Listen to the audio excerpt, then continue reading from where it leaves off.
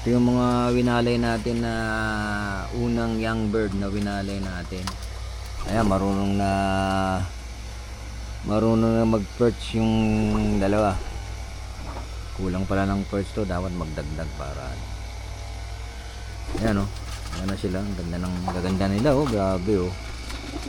Ayan, grabe. Mga ano na sila dyan, 3 araw. Ano yan, ayan, oh. Ito, nag-perch na yung dalawa, lumilipad na, oh. Lumilipad na yung dalawa. Ayan, oh.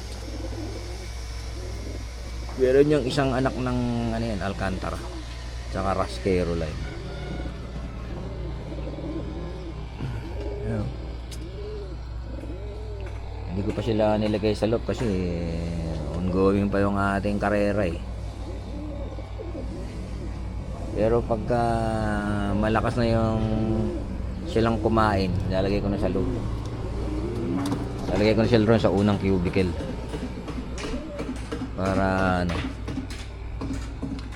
Pero yung next week, yung kasama nila, madadagdagan pa yan.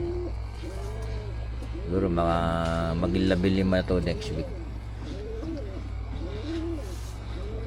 Ayan sila. Ayan, oh.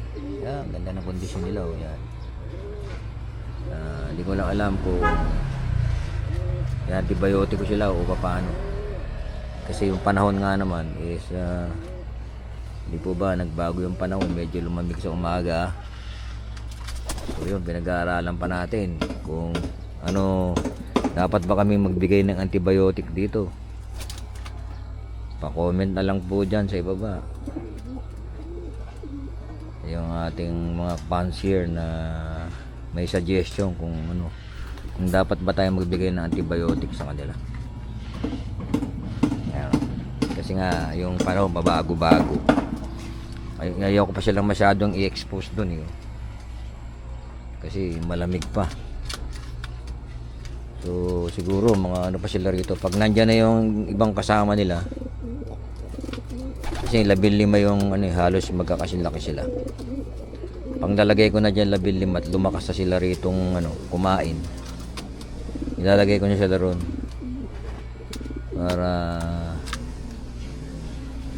isa pa, para makalipad na rin sila sa perch. Kasi may mga perch doon. Yan, ganyan, no? May box perch, saka may bee perch. Ganyan, ganyan. Yan, ganyan ang kulungan nila dyan, eh. So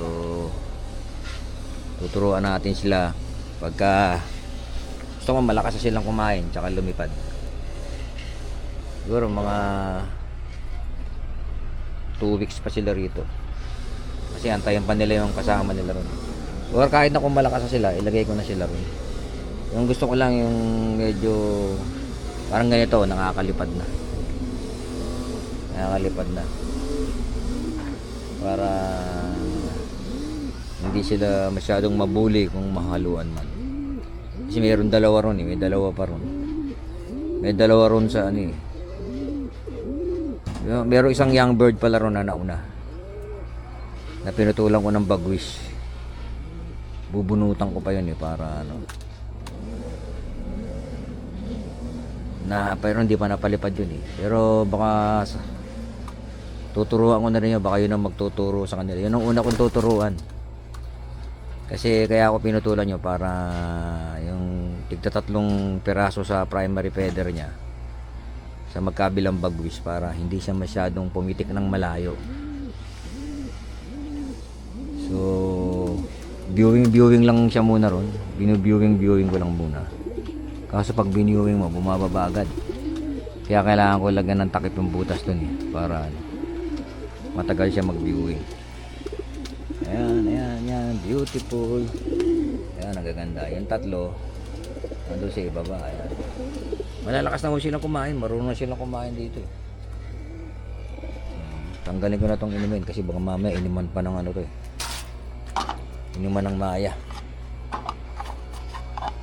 o ibon na ano. Yun daw ang delikado, eh. Ano yan, eh. Yun daw ang delikado, sabi ng mga fancier, yung nakakainom yung mga maya sa inuman nila. Ganun din daw, dapat ito hindi napapasok ng maya o ibon. So yun na, yan, lumanding na